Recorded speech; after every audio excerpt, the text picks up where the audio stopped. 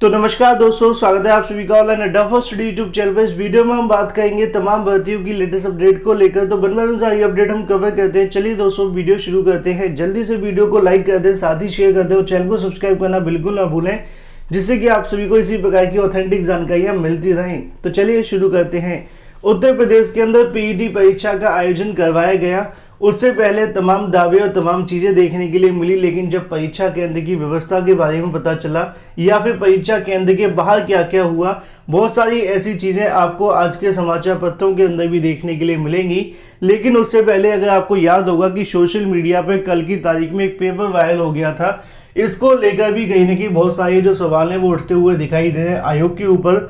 ऐसे में आज की तारीख में आप देखें तो कई समाचार पत्रों की तरफ से ऐसा दावा किया गया कि पीईटी परीक्षा को लेकर रात को 1 बजे से ही जो खेल है वो शुरू हो गया था। परीक्षा के अंदर धांधली और भ्रष्टाचार करने के लिए लगातार सॉल्वर गैंगों की तरफ से कोशिश की जा रही थी। ऐसे में जो उत्तर कुंजी वायरल हुई है उसकी सच्चाई भी यहाँ पे जानकारी दे दी गई है पूरे तरीके से कि आखिर जो उत्तर कुंजी वायरल हुई थी उसमें कितनी सच्चाई थी, वो कहाँ से आई थी, ये भी आपको पता चल जाएगा।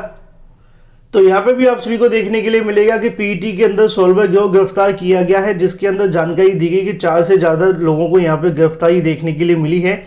लेकिन ऐसे में यहाँ पे आप सभी को अभी जानकारियाँ लिखी हुई हैं कि प्रतापगढ़ से जो मुन्ना भाई हैं वो पकड़े गए हैं। नैनी के अंदर नकल की आंसर की बेचते हुए पकड़े गए 2 अभ्यर्थी। यहाँ पे जानकारी दी जाती है सॉल्वर गैंग अभ्यर्थी तो किस नाम के हैं, है ना। तो ऐसे में यहाँ पे उनकी तरफ से जानकारी मिली है, जैसा कि आप देखें कि रात को 1 बजे से ही शुरू हो गया था खेल। एसटीएफ के अफसरों ने बताया कि पूछताछ में जानकारी सामने निकल कर आ रही है कि आंसर की बेचकर ठगी करने का जो खेल है वो रात को 1 बजे से शुरू हो गया था। आनंद ने, अगर हम बात करें, रात को 1 बजे से ही मनीष जायसवाल के मोबाइल पर आंसर की भेजी। इसी तरह रोहित ने रवि प्रकाश गौतम को सुबह 5 बजे करीब जो आंसर की यहाँ पे भेजी। एसटीएफ के मुताबिक आरोपियों ने यह भी बताया कि दोनों पूर्व परीक्षाओं से पहले ही नकल की लिखा आंसर की भेजते हुए दिखाई दे रहे थे। ऐसे में उन्होंने इस बात को कबूल भी किया है। फिलहाल यहाँ पे आप सभी को देखने के लिए मिल ही जाएगा। अगर हम बात करें आंसर की को लेकर तो उत्तर कुंजी यहाँ पे जो सोशल मीडिया पे वायरल हो रही थी, फर्जी उत्तर कुंजी, जिसकी जानकारी मैंने दोपहर को आकर ही दी थी, क्योंकि बहुत सारे अभ्यर्थियों का कहना था कि सर एक आंसर की वायरल हो रही है, उसमें कितनी सच्चाई है। तो मैंने आप सभी को कहा भी था कि वो पूरे तरीके से फेक दिखाई दे रही है, लेकिन ये फर्जी आंसर की पूरे दिन सोशल मीडिया पर छात्रों की सांसें बढ़ाती हुई दिखाई दी। लेकिन ऐसे में अगर हम बात करें सॉल्वर गैंग को लेकर तो यहाँ पे आपको देखने के लिए मिलेगा प्रतापगढ़, कौशाम्बी और भी सभी जिलों से यहाँ पे जो सॉल्वर पकड़े गए हैं।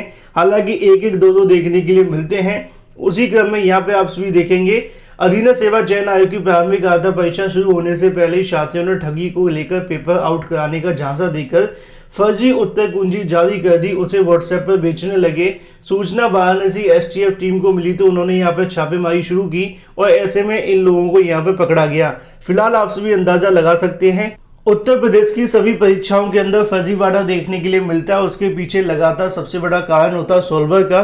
तो ऐसा ही कुछ हमें पीईटी परीक्षा के अंदर देखने के लिए मिला है। रात को 1 बजे से ही फर्जी आंसर की वायरल होती हुई दिखाई दी, जिसको लेकर मैंने आपको कहा भी था कि पूरे तरीके से फेक लग रही है, क्योंकि कोई भी क्वेश्चन उससे मिलता हुआ दिखाई नहीं दिया था, जो कि आप सभी को सोशल मीडिया पर देखने के लिए मिलते हैं।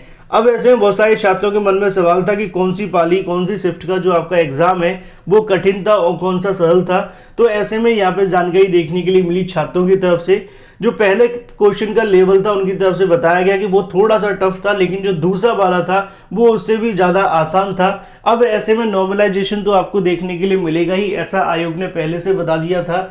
चाहे कोई भी पेपर टफ हो या फिर कोई भी पेपर आसान हो, इसको लेकर आयोग की तरफ से पहले से बताया गया था कि यहाँ पे नॉर्मलाइजेशन को फॉलो किया जाएगा और उसी के आधार पे आपकी जो यहाँ पे चयन है वो होगा। तो इसमें परेशान होने की बिल्कुल भी आवश्यकता नहीं है। चाहे कोई भी कठिन हो या टफ, उसको लेकर फैसला आयोग अपनी तरफ से कर ही लेगा नॉर्मलाइजेशन के माध्यम से।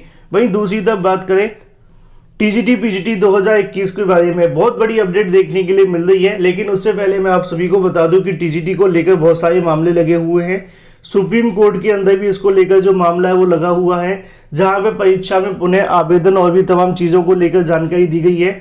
लेकिन वहीं दूसरी तरफ हाई कोर्ट के अंदर एक याचिका भी दाखिल की गई है, जिसकी जानकारी मैंने आप सभी को पहले से दे रखी थी कि टीजीटी परीक्षा की भर्ती को रद्द कराने के लिए या फिर सीबीआई जांच कराने के लिए यहाँ पे एक याचिका दाखिल की गई है जो कि कल की तारीख में हो चुकी है। अब ऐसे में उस पर जब अगली सुनवाई होगी तभी आपको फैसला देखने के लिए मिलेगा, क्योंकि यहाँ पे मांग की गई है अम्बेडकर नगर के अंदर 650 जो अभ्यर्थी ने परीक्षा को छोड़ा था उसका मेन कारण क्या था, परीक्षा केंद्र पे क्या क्या हुआ था, सीसीटीवी कैमराज की रिकॉर्डिंग चेक होनी चाहिए और भी तमाम चीजें मैंने आपको पहले से बता रखी हैं। तो फिलहाल ये तो बात हो जाती है टीजीटी परीक्षा को लेकर हाई कोर्ट में दाखिल याचिका के बारे में, लेकिन ऐसे में बीच में हाई कोर्ट की तरफ से एक बड़ी कार्रवाई की गई है। कोर्ट का कहना है कि टीजीटी परीक्षा में धांधली करने वालों को छोड़ा नहीं जाएगा, क्योंकि आप सभी जानते हैं कि इस परीक्षा के अंदर भी हजारों की संख्या में सॉल्वर पकड़े गए थे। अब जब सॉल्वर पकड़े जाते हैं तो उनको उठाकर जेल में डाल दिया जाता है। अब उनकी तरफ से अपने आप को निकालने का कार्य करना शुरू कर दिया गया है, जैसे कि 69,000 शिक्षक भर्ती में हुआ था कि सॉल्वर पकड़े गए थे। पकड़े जाने के बाद में यहाँ से उन सभी सॉल्वरों को बाहर निकलने के लिए गिरफ्तारी मतलब गिरफ्तार होने के बाद से जमानत याचिका दाखिल की गई थी और कोर्ट में गुहार लगाई गई थी कि उन सभी को यहाँ से छोड़ दिया जाए या फिर बाहर निकाल दिया जाए। कोर्ट की तरफ से 69,000 शिक्षक भर्ती के कई आरोपियों को छोड़ा गया था, लेकिन ऐसे में टीजीटी परीक्षा को लेकर बड़ी अपडेट देखने के लिए मिल रही है कि टीजीटी परीक्षा में अवैध तरीके से अभ्यर्थियों को पास कराने वालों को राहत नहीं दी जाएगी। गैंग के एक सदस्य की तरफ से जमानत अर्जी सेशन कोर्ट में डाली गई, जिसको यहाँ पे कोर्ट की तरफ से खारिज कर दिया गया है। यह आदेश अपर सेशन जज नुसरत खान सर की तरफ से दिया गया है। आशीष पटेल की याचिका पर, मतलब यहाँ भी पटेल आप सभी को देखने के लिए मिलेंगे, उनकी अर्जी थी कि यहाँ पे उनको जो है जमानत दे दी जाए। मामला क्या है आप सभी जानते हैं, परीक्षा में लीक को लेकर पेपर आउट कराने के लिए सॉल्वर बिठाने के लिए उसी क्रम में जमानत का पर्याप्त आधार नहीं था और ऐसे में उनकी तरफ से यहाँ पे जो रिपोर्ट दर्ज करवाई गई थी उसी के खिलाफ जो कार्रवाई है वो की जा रही है। आसान भाषा में समझें तो टीजीटी पीजीटी परीक्षा के अंदर जो सॉल्वर पकड़े गए थे अब उनकी तरफ से यहाँ पे जमानत मांगी जा रही है। वो चाहते हैं कि उनको यहाँ से छोड़ दिया जाए और फिर दोबारा से वो नई भर्तियों के अंदर धांधली करते रहें। मैं तो कहता हूँ इनके ऊपर कठोर से कठोर कार्रवाई होनी चाहिए। हालांकि कोर्ट की तरफ से यहाँ पे इनको कोई जमानत नहीं दी गई है, लेकिन अगर इनको जमानत मिल गई तो आगामी समय के लिए छात्रों को और भी नुकसान पहुंचा सकते हैं। वहीं दूसरी तरफ बात करें अपनी अगली अपडेट के बारे में, जो कि संबंधित है उत्तर प्रदेश में 4000 पदों पर नई भर्ती के विज्ञापन को लेकर। तो यहाँ पे दोस्तों आप सभी को देखने के लिए मिलेगा उत्तर प्रदेश में डाक विभाग की तरफ से एक भर्ती का विज्ञापन जारी किया जाता है, जो कि लगभग 4264 पदों पर आपको देखने के लिए मिलेगा, जिसमें शैक्षिक योग्यता की अगर हम बात करें मान्यता प्राप्त विश्वविद्यालय बोर्ड अथवा संस्थान की तरफ से 10वीं परीक्षा अगर आपने उत्तीर्ण की है या फिर सर्टिफिकेट आपके पास में है तो इसके साथ आप सभी आवेदन कर सकते हैं। आयु सीमा 23 से लेकर 40 वर्ष के अभ्यर्थी आवेदन करें। आवेदन शुल्क की अगर बात की जाए तो यहाँ पर 100 रुपये आप सभी से लिया जाएगा।